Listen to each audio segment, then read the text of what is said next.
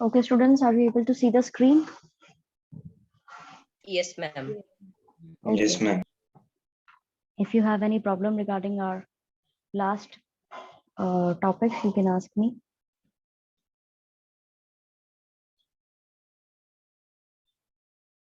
किसी को No. अगर पहले के पढ़ाए टॉपिक्स में दिक्कत है तो आप लोग पूछ सकते हैं.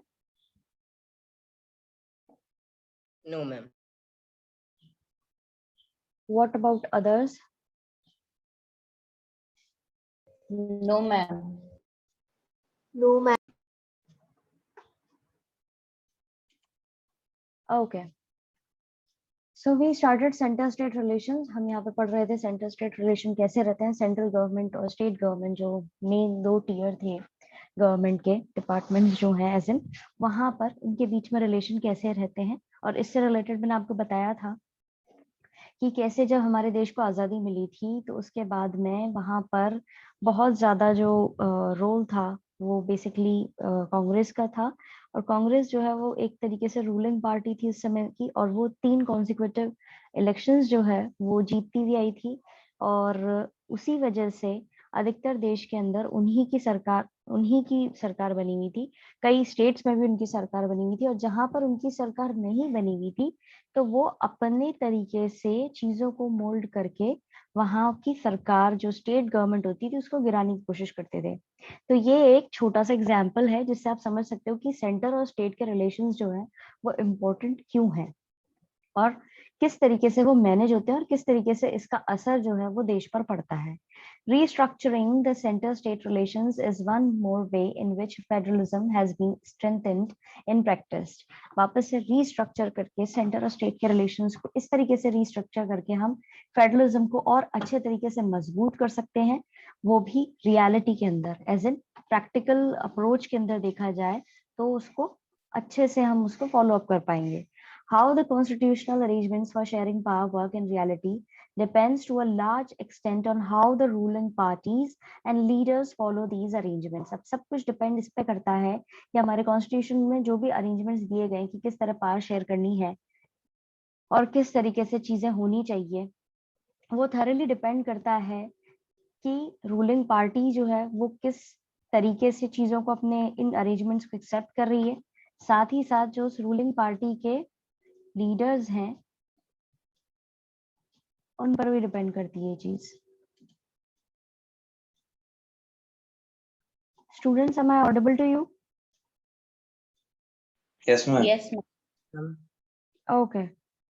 तो इस तरीके से दोनों ही चीजों पर बेस्ड है, यानी कि रूलिंग पार्टीज और उसके लीडर्स पर कि वो किस तरीके से इन अरेंजमेंट्स को फॉलो कर रहे हैं. For a long time the same party ruled both at the centre and in most of the state. जैसा मैंने भी आपको बताया ही था कि काफी समय तक एक ही पार्टी ने रूल किया है सेंटर पर भी और स्टेट्स पे भी. This meant that the state governments did not exercise their rights as autonomous federal units.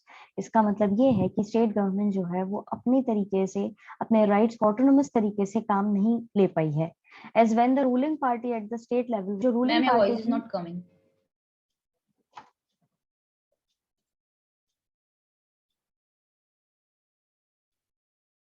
Okay, am I audible to you now? Yes, Yes, ma'am. ma'am. Yes, ma'am. Okay. Okay. So where was I? Okay, I was telling you कि जो ruling party हुआ करती थी state पर और जो centre में हुआ करती थी, और अगर वो दोनों डिफरेंट हुआ करती थी तो जो सेंटर की रूलिंग पार्टी थी वो कोशिश करती थी स्टेट को अंडरमाइन करने की, उसको इंफीरियर फील कराने की या उसकी पावर्स को प्रॉपरली उसको रूल ना करने देने की. तो ये चीजें जो है पास्ट में बहुत देखी गई हैं. Okay. In those days, the central government would often misuse the constitution to dismiss the state governments that were controlled by rival parties.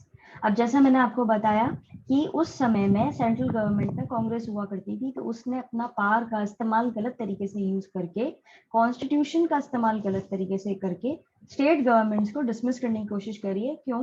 क्योंकि स्टेट गवर्नमेंट जो थी वो अधिकतर उनकी राइवल पार्टीज जो हुआ करती थी, ऑपोजिशन जो हुआ करता था, उसको बिलोंग करती थी. इसलिए यहाँ पे नाम मेंशन नहीं किया गया है लेकिन मैं आपको एग्जाम्पल बता रही हूँ, जैसे आप आगे बड़े क्लासेस में जाकर के पढ़ेंगे इसके बारे में, डीपली इसके ऊपर एक चैप्टर बना हुआ है जहाँ पे ये चीज पूरी तरह से क्लियर है कि रूलिंग पार्टी जो थी वो क्या क्या उसने किस एक्सटेंट तक जाकर के, किस हद तक जाकर के चीजें करी हैं।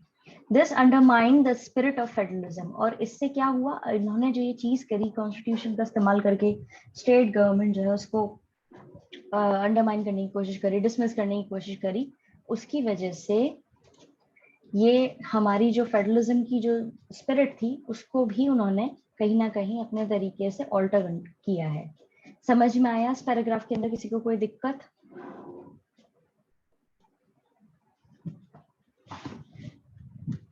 No, ma'am. Okay. Then all this changed significantly after 1990. अब ये सारी चीजें जो थी कि ये पार्टी, रूलिंग पार्टी जो थी सेंटर की, वो स्टेट गवर्नमेंट को परेशान कर रही थी, एज उनकी पावर्स को अंडरमाइन कर रही थी, ये चेंज कब आए? 1990 में। इस पीरियड के अंदर रीजनल पॉलिटिकल पार्टीज जो हुआ करती थी उनका रोल काफी ज्यादा बढ़ने लगा।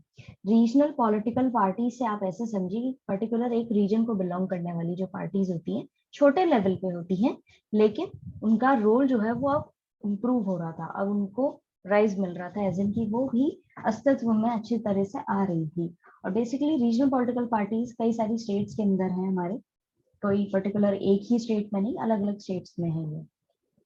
और यही वो समय रहा है 1990 का ही, ये चीज ऐसे बदली है कि यहाँ पर एरा ऑफ कोलिशन गवर्नमेंट जो है वो शुरू हुआ है।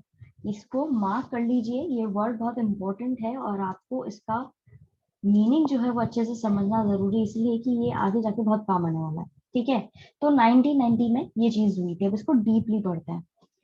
This period saw the rise of regional political parties in many states of the country. हमारे देश की कई सारी स्टेट के अंदर पॉलिटिकल पार्टीज रीजनल जो थी उनका रोल बढ़ने लगा। This was also the beginning of the era of coalition government at the center. Coalition government का मतलब क्या होता है? गठबंधन की जो सरकार होती है उसके लिए बोला जाता है coalition government। तो ये वो समय था 1990 का।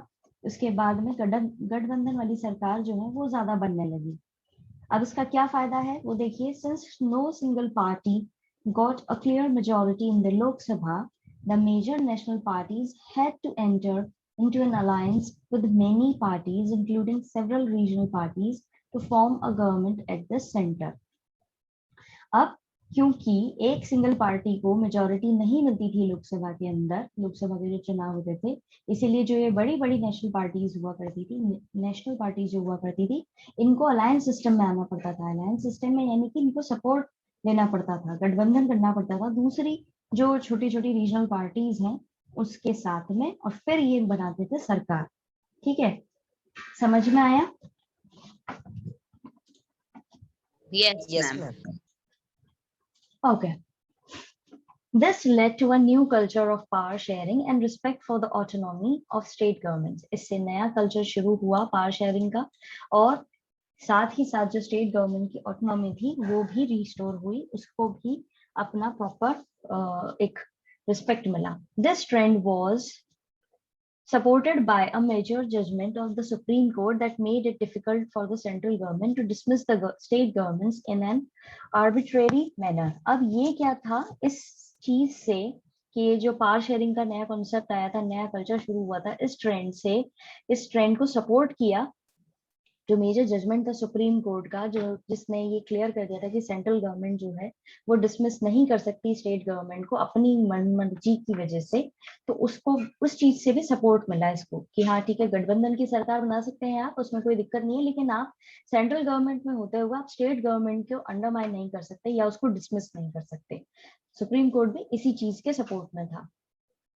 Thus, federal power sharing is more effective today than it was in the earlier years after the constitution came into force. इसीलिए फेडरल पावर जो है वो आज के जमाने में ज्यादा इफेक्टिव तरीके से काम हो रहा है उस पर, बजाय तब के जब हमें आजादी मिली थी और हमारा कॉन्स्टिट्यूशन जो है वो लागू हुआ था, और उसके बाद के जो कुछ साल थे तब प्रॉपर फेडरलिज्म जो है फॉलो नहीं किया जा रहा था या नहीं हो पा रहा था।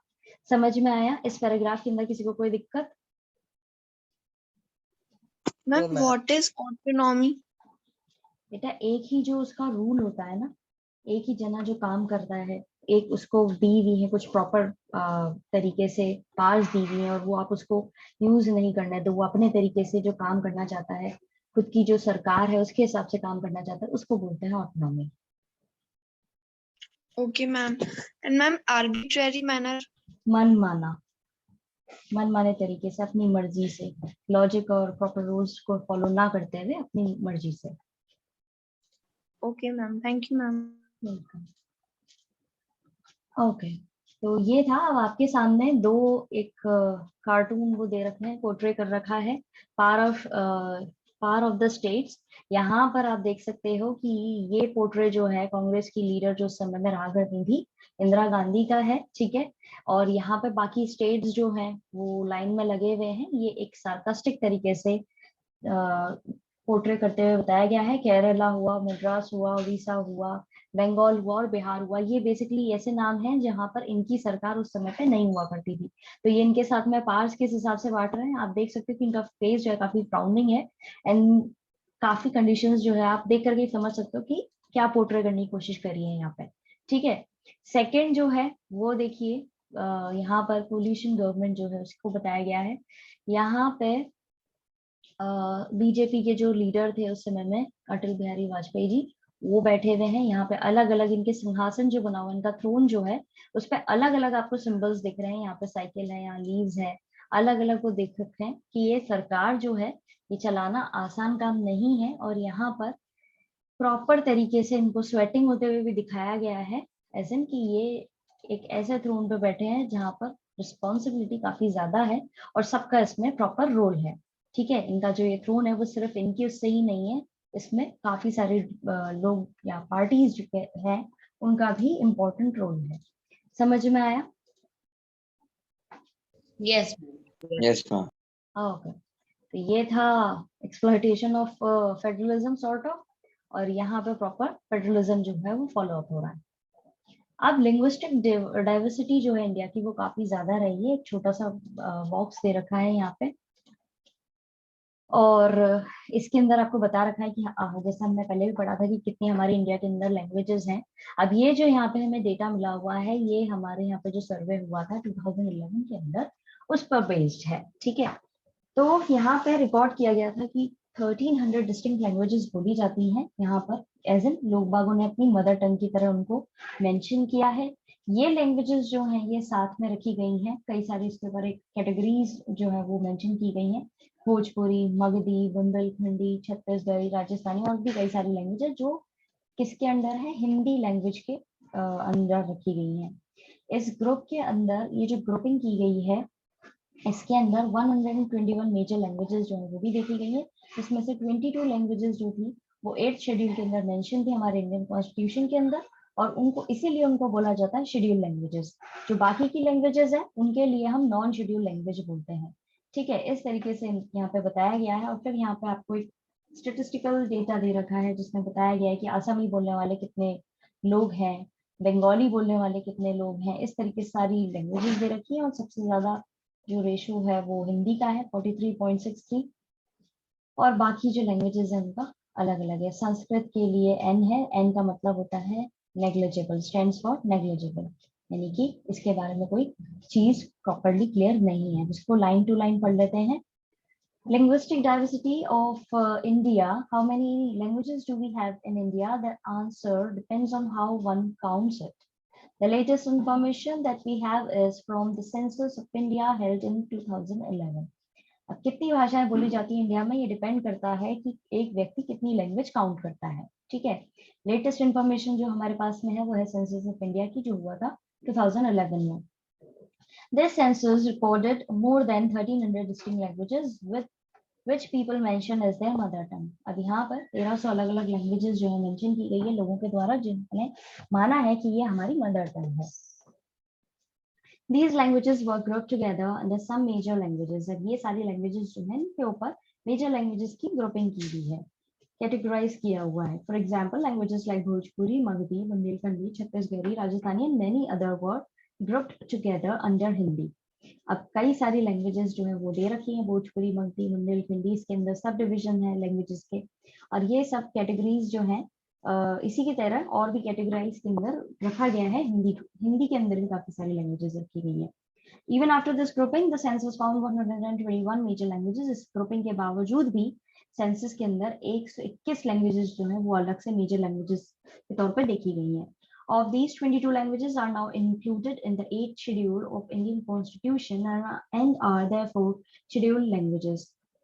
इसीलिए उनको बोला जाता है शेड्यूल लैंग्वेजेस, क्योंकि बाकी की जो 22 लैंग्वेज हैं वो 8th शेड्यूल में मेंशन्ड है इंडिया के संविधान के अंदर. Others are called non-scheduled languages. In terms of languages, India is perhaps the most diverse country in the world. और बाकी जो languages हैं उनको बोला जाता है non-scheduled languages.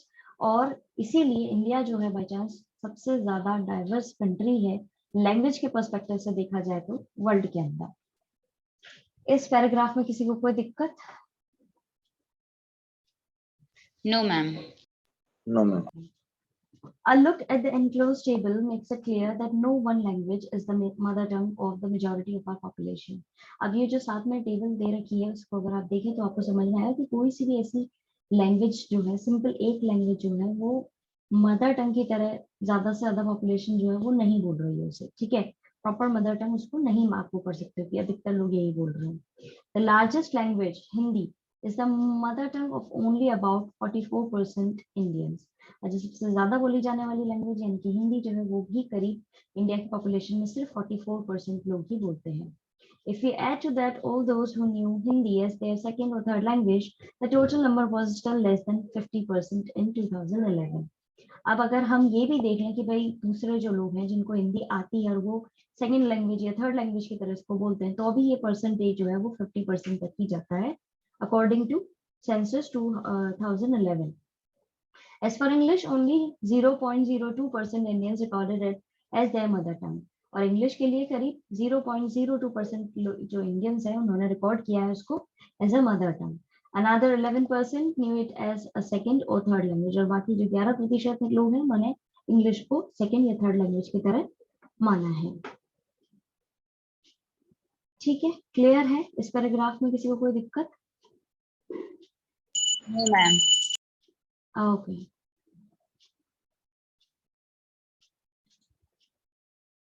अब आगे बढ़ते हैं.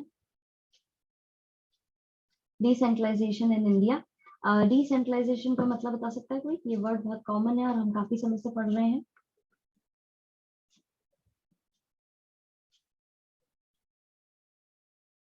Anyone? Means the power is not in hand of central government only. Okay, division of power in easy language, but nice try. Okay, तो बेसिकली यहाँ पर जो पावर्स हैं वो कैसे डिवाइड की गई हैं वो बताया गया है. जैसे कि हमने ऊपर पढ़ा था कि फेडरल गवर्नमेंट के अंदर 2 या 2 से ज्यादा टीयर्स जो है वो देखे गए हैं सरकार के अंदर. और अभी तक हमने जो इसके 2 टीयर्स थे यानी सेंट्रल और स्टेट, उन दोनों को डिस्कस किया है. अब इंडिया जैसी वास्ट कंट्री जो होती है, बहुत बड़ी कंट्री जो है, वो सिंपली इन 2 टीयर्स पर नहीं चल सकती. यहाँ पे क्योंकि इंडिया बहुत ज्यादा बड़ी कंट्री है और यहाँ की जो पॉपुलेशन है वो अधिकतर यूरोप के जो इंडिपेंडेंट कंट्रीज है उसको मैच करती है. फॉर एग्जाम्पल उत्तर प्रदेश इतना बड़ा है, जितने उत्तर प्रदेश की जो पॉपुलेशन है वो इतनी बड़ी है, एरिया वाइज नहीं, पॉपुलेशन जो है वो इतनी बड़ी है कि वो रशिया की पॉपुलेशन के बराबर है, यानी उससे भी बड़ा है इसकी पॉपुलेशन में.